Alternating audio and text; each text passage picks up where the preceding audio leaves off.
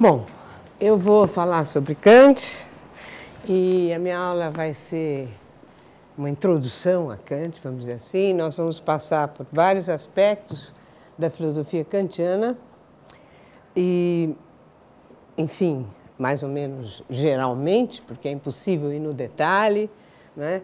Mas o quanto possível vamos ter um panorama do que foi a filosofia crítica de Kant. Kant viveu em Königsberg desde o seu nascimento em 1724 até a sua morte em 1804. Ele nunca saiu de Königsberg.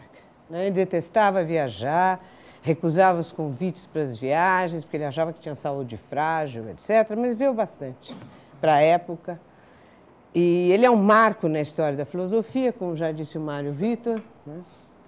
E realizou uma grande revolução no pensamento, né? Inaugurando um novo caminho na reflexão filosófica que é trilhado até os dias de hoje, embora com alguns desvios, né?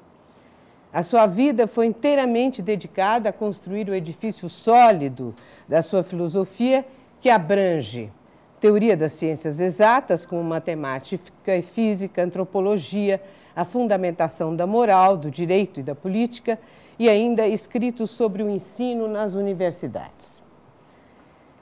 Suas reflexões sobre o belo e o sublime na arte e na natureza e sobre o princípio de finalidade que viria a permitir o estudo do sistema dos seres orgânicos compõem um dos seus textos tardios, talvez um dos mais interessantes, que é a Crítica do Juízo. Em todos esses escritos destaca-se a unidade do pensamento de Kant e esses escritos são marcados por uma visão crítica das produções filosóficas de até então. Portanto, é um marco nesse sentido, que ele tem uma visada crítica sobre todas as filosofias que o precederam. Tanto no que se refere à filosofia clássica, né? Filosofia do século XVII, do dogmatismo de Leibniz, Wolff e Spinoza, como também a corrente empirista, que se contrapunha ao racionalismo clássico, né? Nas figuras de Locke, Berkeley e Hume, né? E o Kant tinha uma preocupação fundamental, ele mesmo o diz no prefácio da Crítica da Razão Pura, que é a sua obra que inicia o período crítico, né? Com justamente a crítica, né, destes sistemas. E a preocupação fundamental dele era em vista da metafísica e da moral, né? Ou seja, o Kant, segundo os seus leitores neocantianos, né, tinha Cassirer, Cohen, né, ele tinha uma preocupação principalmente com a filosofia da ciência, com a teoria da ciência, com a epistemologia. Porém, quando se lê os prefácios da Crítica da Razão Pura, nós já vemos que essa leitura é uma leitura muito parcial, né? Porque o Kant vai dizer que os interesses fundamentais do homem eram a metafísica e a moral, né? E principalmente a metafísica, que tratava do assunto que mais interessava ao ser humano, isto é, Deus, a imortalidade da alma e a liberdade. Ele foi reconhecido como um gênio por seus sucessores, por exemplo, Schopenhauer, né, que eram os chamados pós-kantianos, e marca indelevelmente as produções filosóficas do idealismo alemão, inaugurando uma postura crítica fundamental, que vai se expor na recusa de aceitar um sistema filosófico sem um questionamento dos seus pressupostos, e a busca de doutrinas que exponham os seus alicerces e a sua construção metódica, denunciando e deduzindo de modo rigoroso as condições do saber teórico e da prática humana. Então é importante no Kant não só o lado da teoria, mas o lado da prática, não é? A prática, ou seja, a moral, não é? Como que o Kant vai trabalhar a moral e como isso era importante para ele. Não é? A preocupação metafísica estava ligada à preocupação moral, à prática humana. Não é? Como resolver a questão desta prática, como fundamentá-la de um modo racional. E o Kant diz que, a partir da sua crítica, está suspenso todo o trabalho filosófico que não questione criticamente as condições em que se apoia o saber científico. E a filosofia de Kant é chamada, e por ele mesmo, de idealismo transcendental. O que significa isso? É justamente a busca das condições de possibilidade do conhecimento do sujeito. Como o sujeito vai conhecer, quais são as condições de possibilidade desse conhecimento. Isso que significa transcendental no Kant. E o Kant vai justamente fazer a distinção bem clara entre o que é transcendental, enquanto condições de possibilidade do conhecimento, e o transcendente, isto é, o que está além das possibilidades do conhecimento. Então, nós vamos ver, se nós pensarmos o que está além, Deus, a imortalidade da alma e a liberdade estariam, principalmente Deus e a imortalidade da alma, são coisas que estão além da experiência, estão além da possibilidade do conhecimento, e nós vamos ver como é que o Kant faz essa triagem, não é? Entre aquilo que pode ser conhecido e o que não pode ser conhecido, que está além das condições de possibilidade do conhecimento. Esse é o transcendental, são essas condições. Não é? Ora, então Kant vai justamente mostrar, através do seu idealismo transcendental, a necessidade de se transferir para as condições do saber postas pelo sujeito racional, a possibilidade de construir o campo da experiência teórica. Então, o campo da experiência, daquilo que pode ser conhecido, vai ser posto agora pelas condições que estão no sujeito. É o sujeito que vai dizer, que vai estabelecer, é a partir do sujeito que se estabelece aquilo que é ou não possível de ser conhecido. Então, o centro do conhecimento vai ser o sujeito. Bom, é isso, então, que vai permitir, né, a partir do sujeito, se constrói o polo objetivo deste saber, isto é, o que deve ser, o que vai ser conhecido, né, o objeto. O sujeito é correlato do objeto e é ele que vai estabelecer a própria condição da objetividade, que vai ser a garantia para o saber, um saber racional e objetivo. Aí ele vai construir, então, a determinar a objetividade do conhecimento através das condições do sujeito. Então, é o sujeito que põe essas condições. Ora, por outro lado, a primazia da vertente prática e a ênfase na liberdade que a filosofia de Kant coloca, perduram como um traçado contínuo em toda a filosofia posterior a Kant, dando à moral e à liberdade um estatuto de pré-condições para todo o saber, e mesmo para as escolhas teóricas. Se vocês fossem estudar Fichte, Schelling e Schopenhauer, vocês iam ver que a moral ela é fundamental até para a escolha teórica, até mesmo para a escolha de uma filosofia, de um filósofo.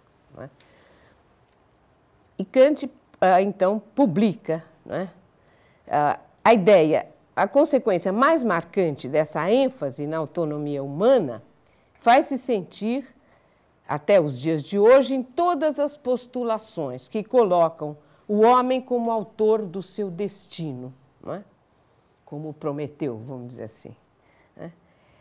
ou, pelo menos, como capaz de interferir nele, tirando-o da posição de joguete de forças que o transcendem, como seria a de um Deus que predeterminasse as suas escolhas ou que impusesse suas consequências dessas escolhas, ou de uma natureza absoluta que comandasse todas as suas decisões, todas as suas, enfim, o seu conhecimento, o seu próprio saber, se a natureza fosse determinante, se ela se impusesse.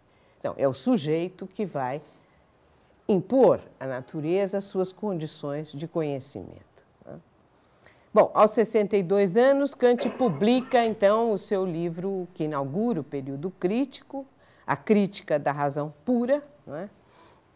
E nessa crítica da razão pura vai estar formulada a filosofia crítica, a saber, o próprio idealismo transcendental. Não é?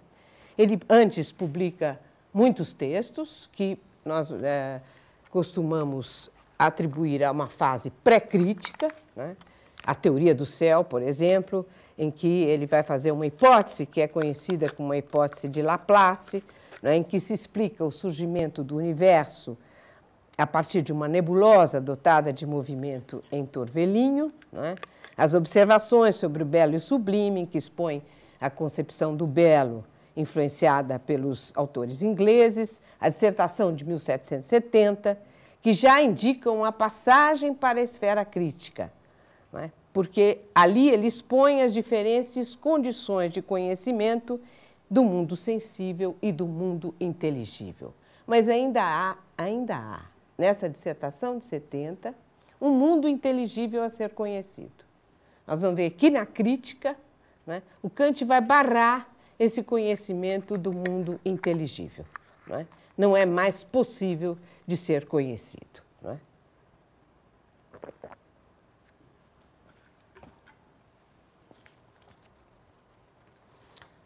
Então, o eu que conhece, não é? Vai ser uma referência obrigatória que não pode ser elidida em favor de qualquer realidade autônoma a esse eu. O fato de que o conhecer determine suas próprias condições é o pressuposto necessário da construção de uma ciência, né? Ou seja, sem isso não há ciência, né? Não há saber racional. De um sistema de saber possível para nós homens. E, acima de tudo, seres racionais, né? O Kant diz, bom, o saber só é possível para o homem enquanto ser racional. O que domina na filosofia de Kant é justamente a racionalidade. E o fato de que as ações humanas tenham em si suas próprias condições é o pressuposto necessário de qualquer moral que vise a autonomia e a liberdade. Nós não teríamos liberdade se as ações não dependessem do próprio sujeito racional. E não teríamos também autonomia. Não é? O que significa autonomia? Se dar a sua própria lei. Não é? E isso é fundamental para se pensar a moral de Kant. Não é? É o sujeito que se dá a sua própria lei. Então vocês vão dizer, bom, mas é qualquer lei, eu me dou a minha lei do meu comportamento, pode ser, não importa que lei. Não, é a lei universal. Né? Eu vou ter que obedecer à lei universal, mas é uma lei universal que eu próprio me dou. Né? E nós vamos ver como. Então, a consequência dessa ênfase na autonomia se faz sentir em todas as postulações que colocam o homem como autor do seu destino. Não é? E a ideia de que Deus ou a natureza absoluta, não é, não teriam uma interferência na moral, né? A moral ela é o reino do humano, é o homem que impõe a sua própria lei, né? É fundamental para entender alguma coisa da prática moral kantiana. Né? Ora, como nós já dissemos, o mundo inteligível, isto é, o mundo que nada tem de sensível, que não tem nada de imediato, não é? Está fora do alcance do conhecimento racional humano. Não é? Então, é impossível conhecer as realidades que não têm nenhuma referência sensível. Não é? E, para a razão, é lícito, por outro lado, por questões que ultrapassem a sua capacidade de conhecer, né? Progredindo indefinidamente nos seus porquês. Né? A natureza da razão, né, é que a leva a pôr questões que vão além do que ela pode resolver. E aí é que a razão se enreda em dificuldades e erros insanáveis. Né? Então, o Kant vai dizer, bom, é preciso criticar a razão, né? Porque a razão, ela pode ir até um certo limite, mas não se sabe qual é o limite que a razão pode chegar. Nós não sabemos se é possível um conhecimento metafísico. E o Kant vai mostrar, né? Vai demonstrar, deduzir, na crítica da razão pura, né? Justamente essa impossibilidade, não está deduzido, ele ainda não escreve a crítica, ele está a escrever a crítica e nós vamos acompanhar esse percurso. Não é? Então, ele vai dizer que a razão tem o direito, ela tem uma necessidade, pela sua própria natureza, de ir além do que ela pode, de pôr questões que a ultrapassam. Porque a razão quer sempre saber mais, ela quer sempre caminhar em vista de algo que é cada vez num progresso do conhecimento infinito, indefinido, vamos dizer. Ela tem esse direito, porque a razão humana é o lugar mesmo do questionamento e da pergunta. Não é? Então, ela põe questões que às vezes a ultrapassam. E aí está todo o problema da crítica da razão pura. Não é? Ele vai estabelecer, não é, que é necessário criticar não só as filosofias passadas, não só os livros, como ele diz, mas é necessário que a crítica se instaure no interior da própria razão. Não é? E ele vai dizer justamente que esses erros em que a razão foi levada, as suas dificuldades, não é, têm que ser sanadas. Por quê? Porque a metafísica se tornou um verdadeiro campo de batalha. Né? Há uma luta, né, que, enfim, sem solução, né, e sem, enfim, sem que nenhuma dos lados combatentes tome posse de um território, definitivamente. Né? É uma luta que não tem vencedor, né? Uma luta em glória, né? Entre, né, os filósofos e as filosofias. Né? Ou seja, o estado da metafísica é um estado de guerra. Né? As metafísicas guerreiam entre si, né, e não chegam a uma solução sobre qual é a verdade. Todas elas pretendem ter razão, todas elas demonstram suas razões, né? E a razão permanece não criticada. Né? Então, Kant diz que é necessário fazer a crítica da razão, é por isso que é preciso questionar a razão, justamente como eu disse, a grande questão do Kant é a preocupação com a metafísica e, nesse sentido, né, não se pode manter esse estado de beligerância na metafísica. Né?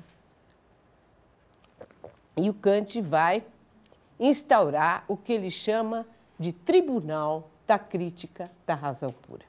A crítica da razão pura vai ser o tribunal onde vão ser estabelecidas as pretensões legítimas dessa razão e onde vão ser excluídas as pretensões infundadas dessa razão. Né? Então, a razão vai ser o tribunal de si mesma. Né? Então, eu acho que vou me reportar a uma citação do Kant, né? Na página 4, 13 e 4, quando Kant diz, né? E nesse campo de batalha, quem que se enfrenta? Os dogmáticos de um lado, ou seja, os filósofos racionalistas de um lado, Leibniz, Wolff, né? E, de outro lado, os céticos, né? E quanto mais os dogmáticos firmam e afirmam suas teses, né, mais eles se tornam vulneráveis, segundo Kant, aos ataques do ceticismo, né, já que eles não fundamentaram bem as suas teses, né, já que a razão que põe essas teses é uma razão ainda não criticada, que não passou pelo crivo da crítica. Bom, então eu vou ler aqui, não é? E eis que, para pôr fim a essa batalha, Kant instaura então o Tribunal da Razão, que outra coisa não é, e ele mesmo diz isso, que a crítica da razão pura, cuja sentença estabelece definitivamente quais são as pretensões legítimas da razão e exclui de vez as pretensões infundadas. Então, nós estamos vendo aqui todo um vocabulário jurídico, né, um tribunal, né, que emite uma sentença, né, e essa sentença pretende julgar a própria razão, definitivamente, né, passar em julgado a própria razão. Né.